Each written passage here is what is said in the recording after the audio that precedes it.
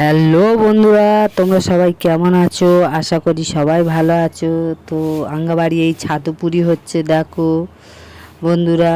আঙ্গার মতন তোমরাও বাড়ি কি ছাতু পুরি হয়? দেখো এই ছাতুগুলো আঙ্গার এই আটার ভিতরে ঢুইকে দিচ্ছি, দিয়ে এই মুড়ে দিচ্ছি। দেখো বন্ধুরা, আঙ্গার মতন যদি ছাতু পুরি বাড়ি হয় তাহলে এইরকম করে তোমরা করবে। দেখো বন্ধুরা, খুব সুন্দর খেতে লাগে, হেভি স্বাদ হবে, ভাল লাগবে খেতে। তো আঙ্গার এই ছাওয়ালটা বলেছে যে মা ছাতু পুরি করো, খাবো।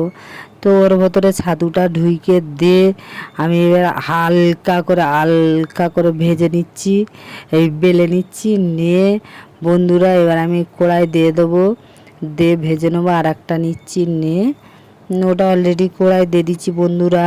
দেখো ওইটাও ভাজা হচ্ছে,